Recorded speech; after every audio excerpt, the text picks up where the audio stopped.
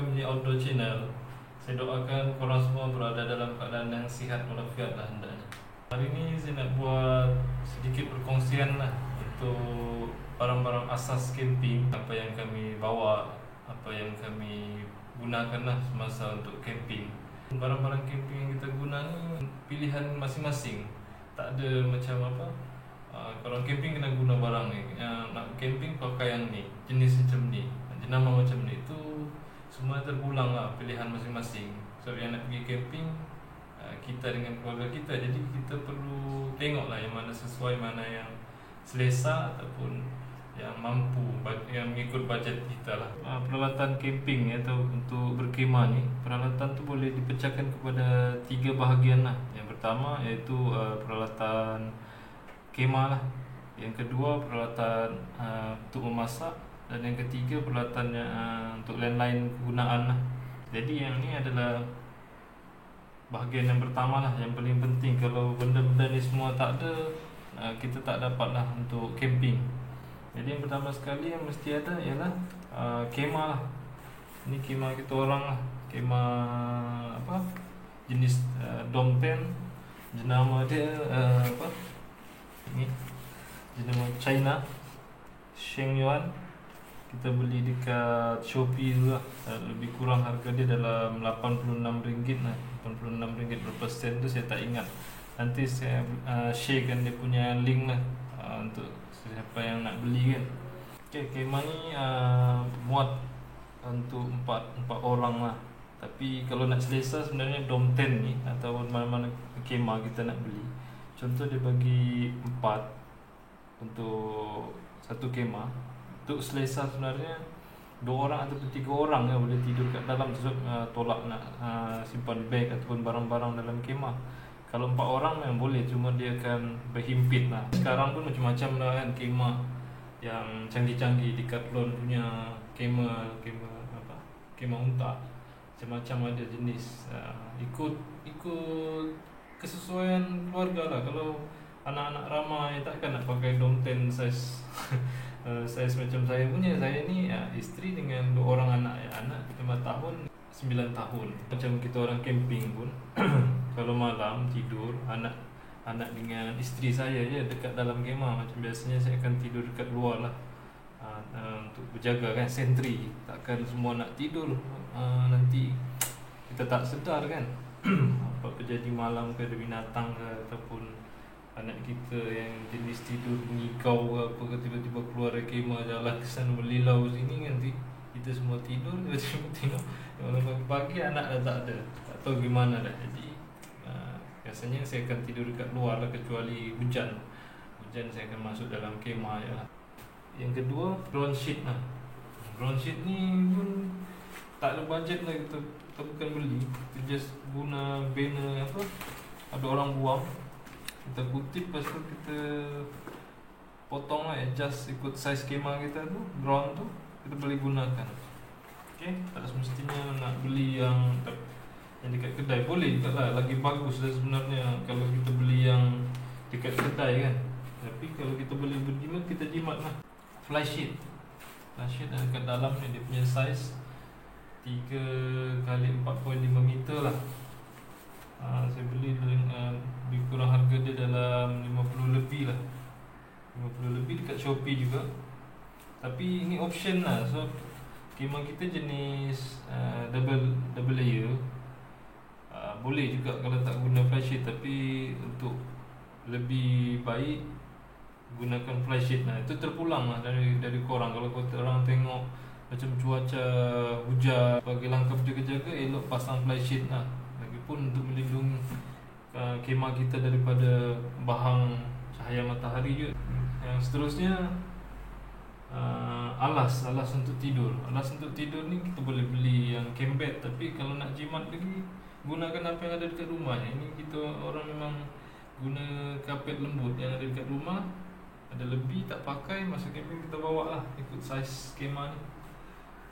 Kalau macam yang yalah, kita family camping kan, bawa anak isteri semua, jadi keselesaan tu perlulah. Kalau macam seorang diri je ikut kita masa bujang ataupun dengan kawan-kawan, mungkin tak perlu nak alas sangat kan, tak perlu nak ni kita rainbow lah kan, boleh tidur atas akar kayu. Tapi kalau kita kena fikirkan pula macam anak bini kita ni, orang tak boleh nak tidur atas akar kayu kan, berbatu-batu ataupun kat dalam tanah tu ada benda-benda yang kita tak nampak makin tajam, jadi nanti dalam tidur tak selesa. Jadi kalau ada alas ni selesa sikit lah untuk orang tidur kan. Dan seterusnya bantal ni kita guna yang macam ni lah, dia pakai angin, dia compact lah. Kalau ni kita boleh lipat macam ni, masuk dalam beg lah, senang. Okey, kita pergi peralatan yang bahagian yang kedua lah, peralatan memasak untuk kita menyediakan makanan dan minuman kita lah. Okey, yang pertama sekali kena ada dapur lah. Dapur yang ini kita guna dapur yang portable je, dapur kecil je sebenarnya. Boleh lah untuk masak nasi, masak air kan, dan gas lah macam ni. Ni pun saya beli dekat Shopee saja, murah sajalah, harga dalam RM18 40 sen lah sekali package dengan 1 tong gas lah. Okey, mampu milik lah.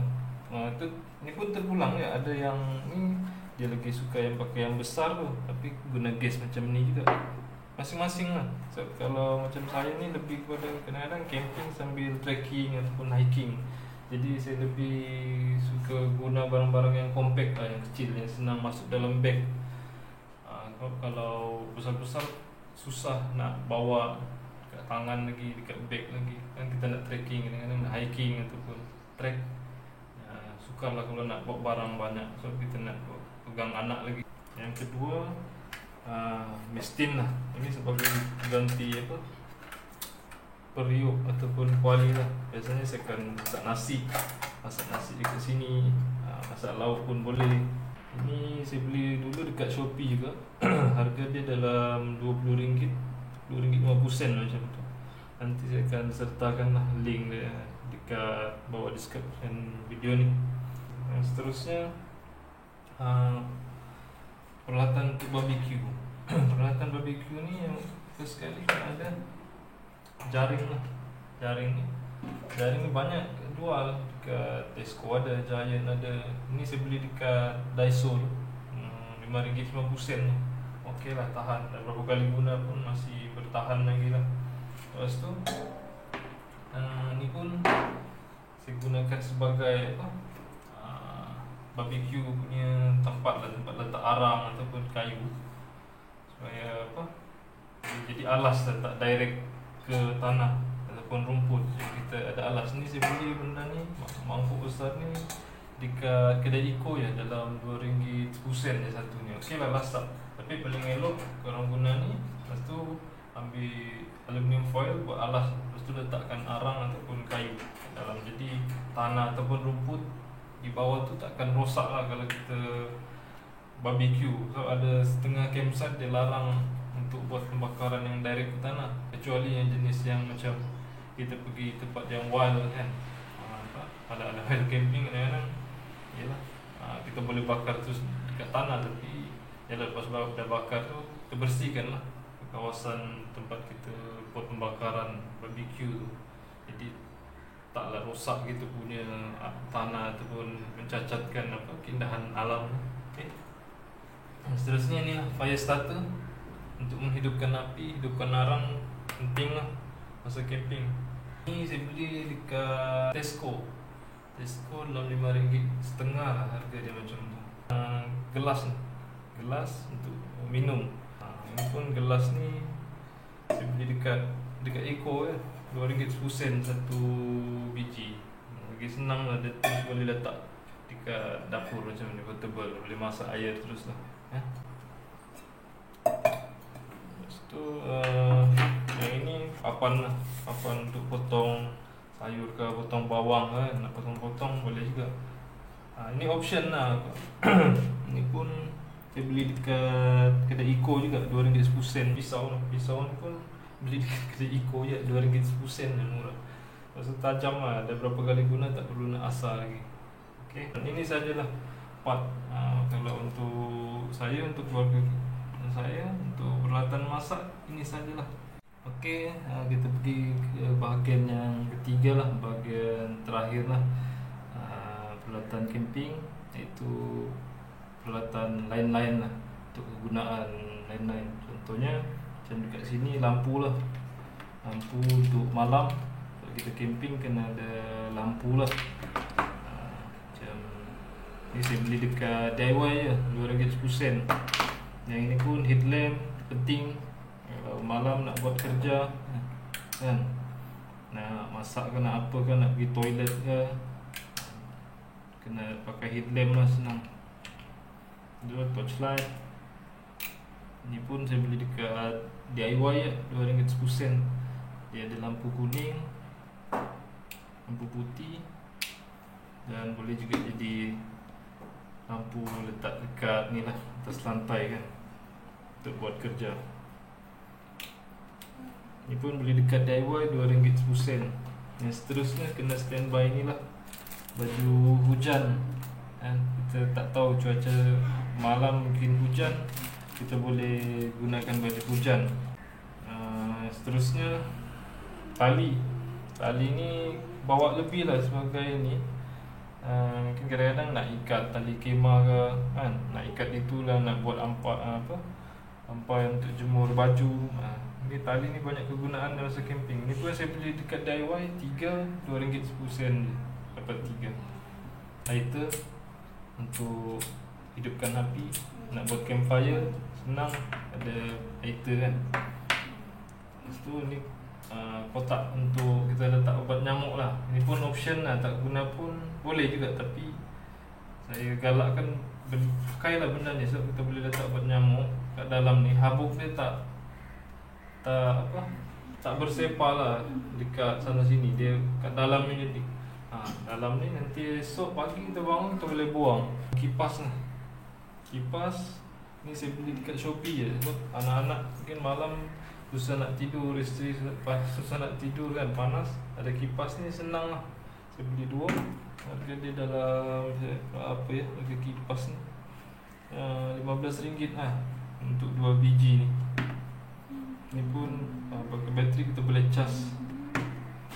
Ni pun terpulang lah, dia nak bawa kipas rumah kan. Itu masing-masing punya keperluan lah. Kalau rasa nak guna kipas rumah tu, angkut lah.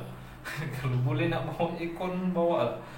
Tapi kita sebenarnya camping ni untuk melatih diri kita dan anak-anak dengan kehidupan yang kalau bagi saya lah, kehidupan yang berdikari kan, gunakan apa yang ada saja. Lepas tu ni lah, plastik sampah. Plastik sampah sangat penting lah. Lepas kita masak ataupun ni, masukkan dalam plastik sampah dan buang di tong yang disediakan lah. Contoh kalau tempat tu tak ada tong sampah, bukan campsite berbayar, kita angkutlah sampah tu keluar kan. Parang ni penting kan. Ni saya beli dekat Shopee juga, dalam berapa? RM13 lebih lah, RM13.60 macam tu harga dia, untuk kita potong kayu kan. Ni penting juga. Itu saja barang untuk yang kategori yang terakhir lah, yang ketiga, itu peralatan lain-lain. Mungkin korang boleh tambah juga. Okey, perkongsian kali ni saya rasa sampai di sini sajalah.